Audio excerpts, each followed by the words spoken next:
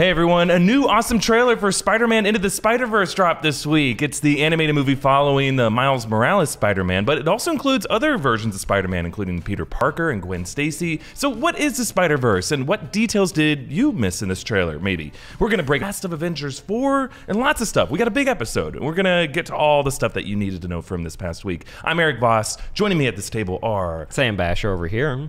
Philip Moline over here. Hi.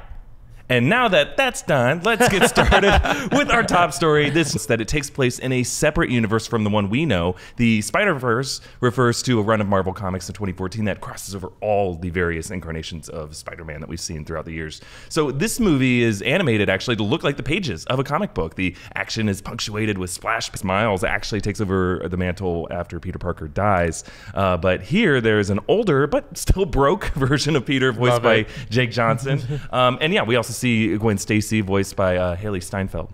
And this alternate universe is just a little off. There in both trailers, you see the train that Miles is sitting in front of. The streets that are listed on like where this train goes don't intersect in our universe. In our universe, but in theirs doesn't matter. Could just be a flaw like in the movie, but I think if you throw it in with the rest of this, that's actually pretty interesting that they switched it up that much. Yeah, every flaw. Davis, Donald Glover actually played a version of Aaron Davis in Spider-Man: Homecoming. Do you know who's voicing him in this movie? No, I don't. Mahershala Ali, which is really cool. From Luke Cage and what was Moonlight? That was first trailer, and now it's confirmed. I'm like, that's the only thing I'm still waiting on seeing exactly what that depiction is going to be like, because Kingpin can be very cartoonish or very like genuinely threatening, and you know, like the Marvel show, this Netflix show, sorry, was my favorite incarnation I've ever seen of Kingpin. So now person from the 1800s. When you'll still get that stupid mirror scene where he like is talking to two versions of himself, or everybody's they're both goblins.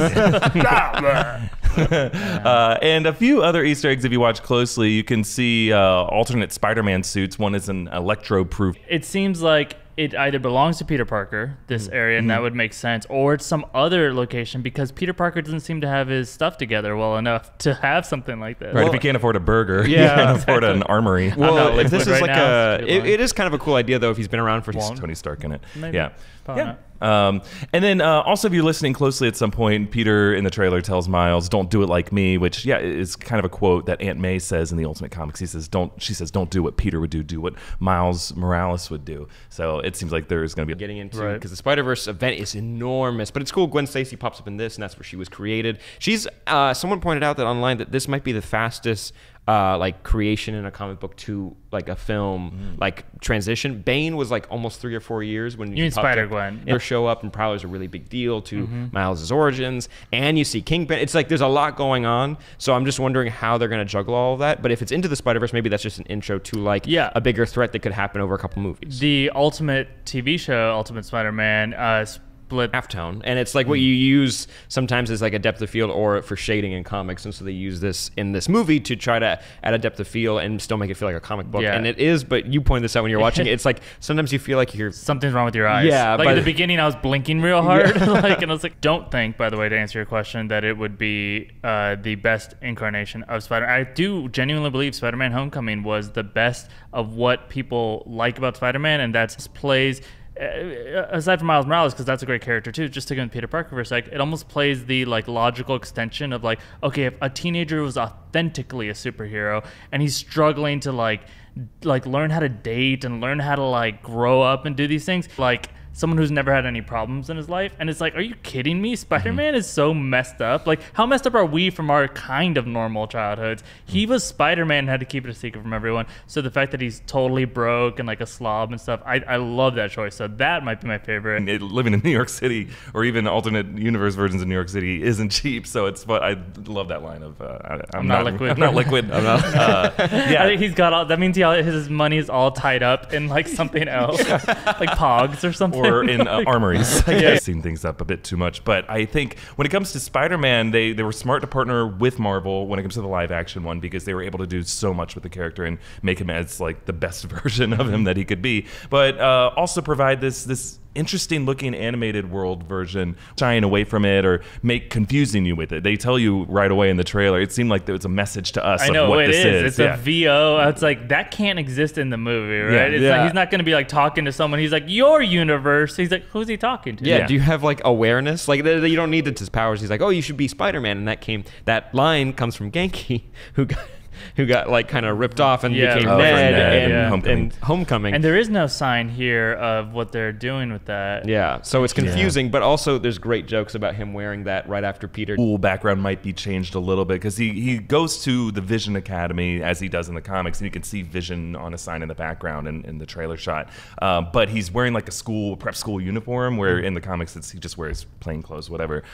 So it seems like they're making some changes. Just something like we haven't seen. Like we've seen different versions of trying to do a movie that looks like a comic book. Like Sin City, I think, was a really cool like graphic novel turned into a Right. Sure. He does a good job translating that. And then there's some other movies that I think Ang Lee's original Hulk tried to do some of the split screen effect with the comic books, and to mixed results, I would say.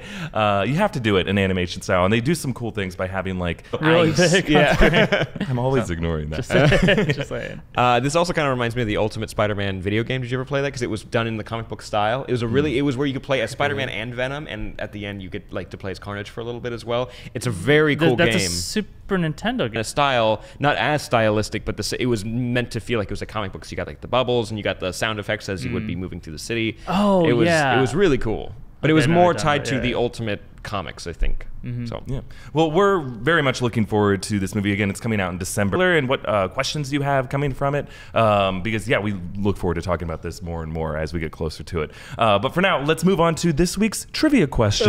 Dum, bum, bum. And we got a Spider-Man themed one here. Okay. When Flash Thompson complains about it not being fresh, what was that meal? Okay, all of our answers are in the bin now, and as always, we'll later reveal the answer to the trivia question. The closest answer, as decided by our judges, will do our sign-off goodbyes at the end of the video. Meanwhile, the loser will have to... Go for it, man. She's into you.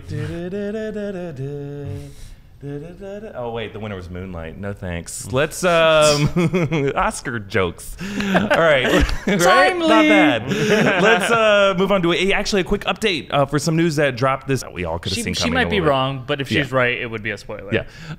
So it's pretty funny. So Lily compared the whole legislative effort that's going through 2 houses of Congress to try to get net neutrality protected.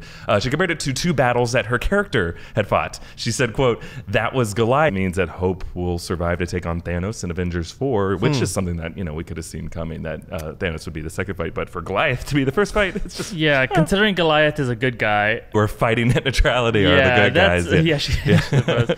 I don't know. She, I think that it's very likely that it's going to be the kind of thing where there's maybe some jealousy, a little bit of the plot line from, is it Incredibles has that, the first one? Where just like a... He ended up being like his friend who... The trailers have had that thing where there's been a clear target of like, oh, this is the antagonist here, and it's been Ghost, right? Mm-hmm. But it's...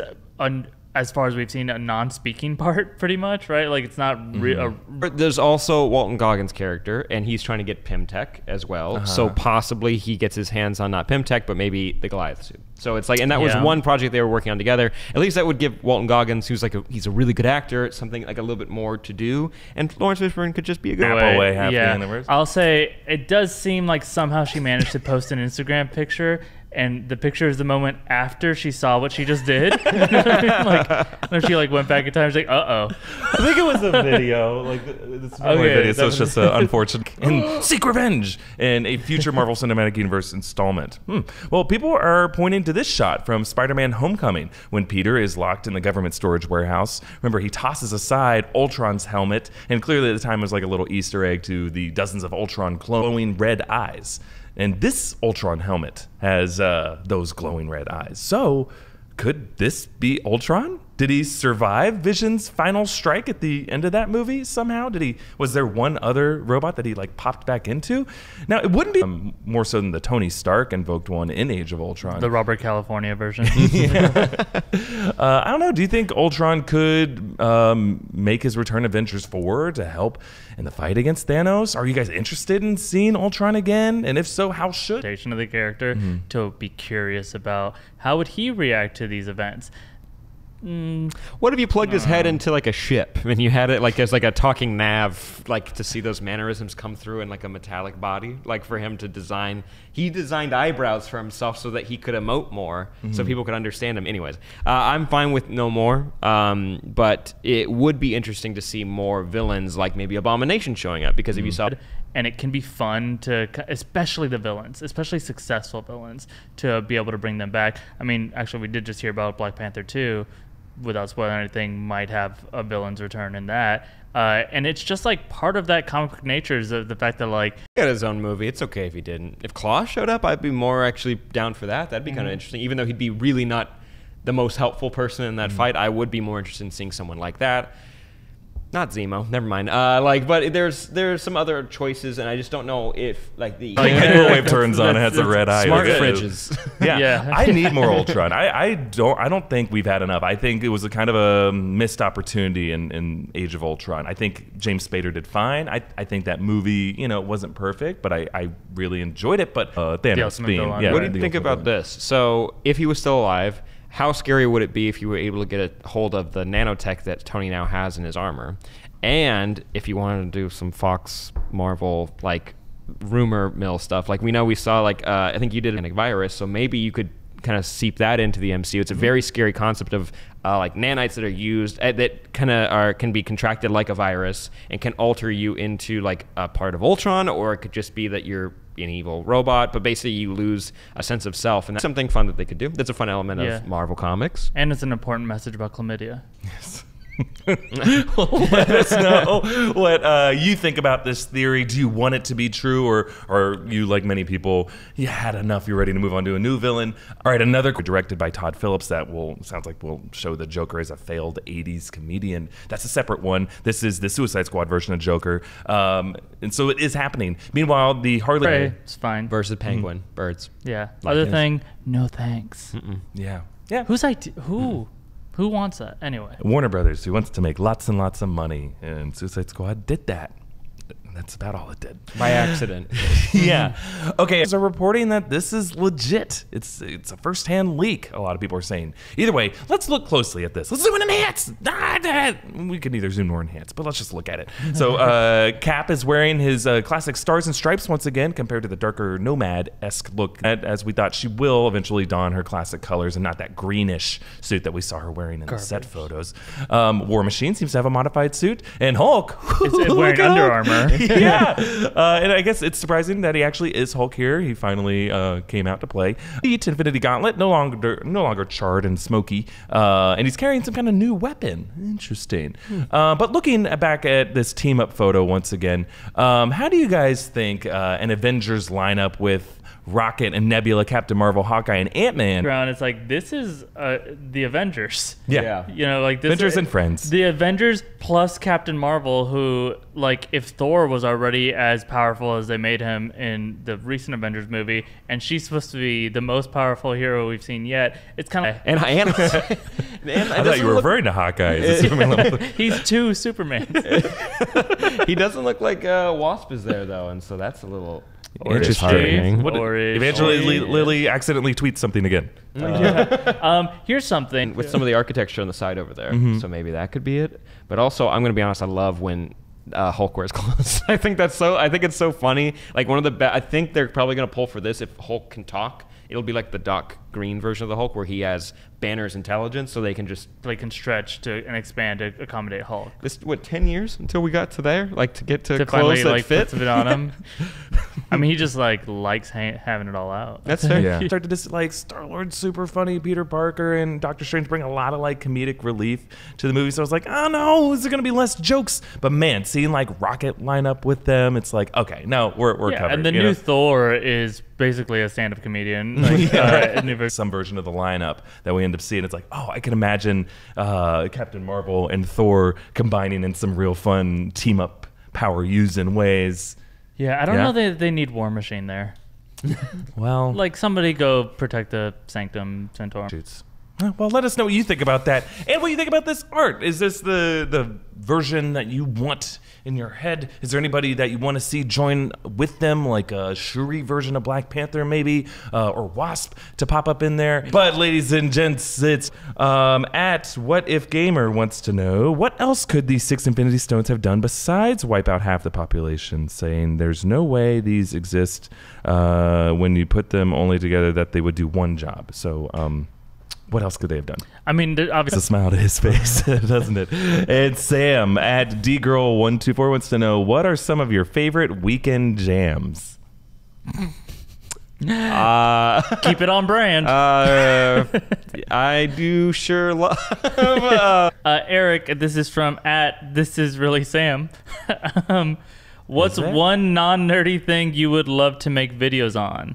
My weekend This Is Really jams. Sam. I feel like making videos about anything makes it a nerdy thing, but My weekend jams. Oh, I would Easter egg stuff. If we could do that, I would love to. But Yeah, lightning round to the audience. Like, if you do want us to do some stuff that you call non-nerdy, that failed. Let us know, and we can maybe break some of that stuff down. Yeah. We generally about anything we want. Sam, why don't you start? I Need My Space, which is from Inverse. It's a new podcast that they've done. There's only like maybe 8 episodes. They're 20 minutes apiece. And it's just behind the black hole in front of you, and you could just see stars and planets dying in front of you because you're just being sucked into nothingness. It's really cool. It's panoramic mode. Yeah, basically. Basically, but it's just as you're dying. And it's very interesting. So if you like space, I Need My Space. You can go download it for free.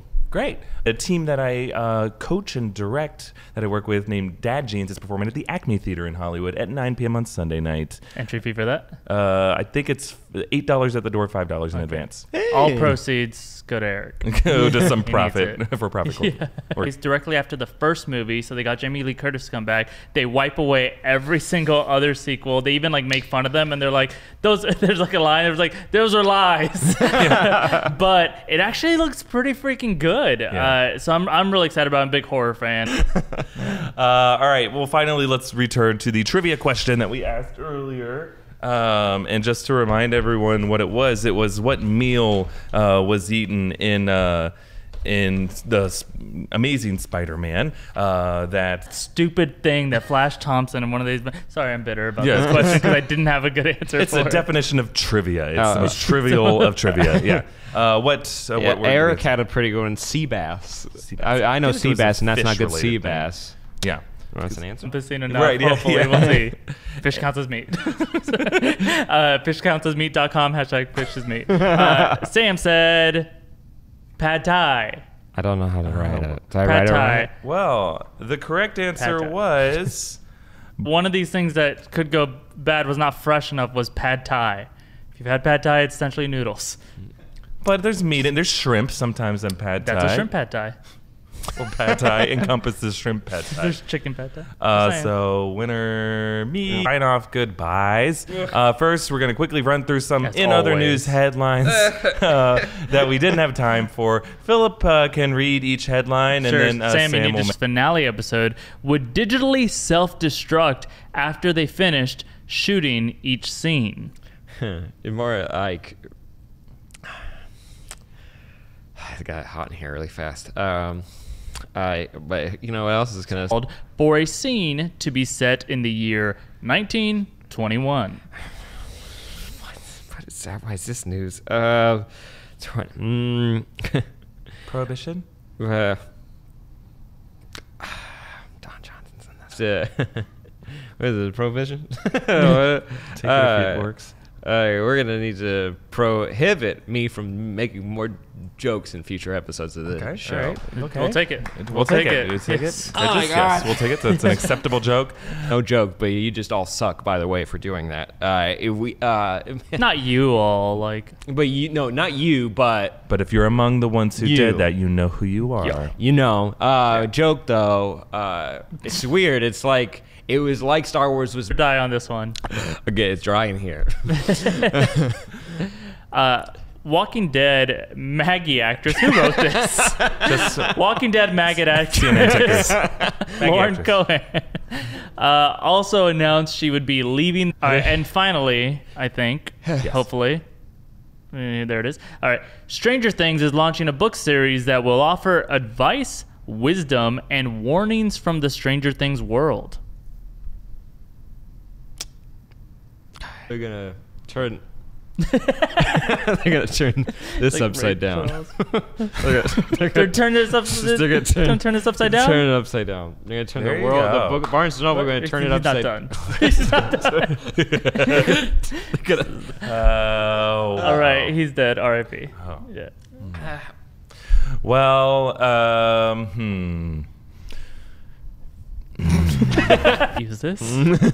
Children watch this. I'm being used by that comment. And I'm so grateful. Eric, it's in the shape of a fist. Are you not getting that? Fists. No! Say our handles. Share it around. Share all kinds of things around. Don't use protection kits. No, do use it. Do. Take your complaints to his show at, was it Second City Hollywood? Saturday night. You have to pay him $5 for this. So we'll do it. Technical difficulties, No, right? we won't. See you next week, maybe. Bye.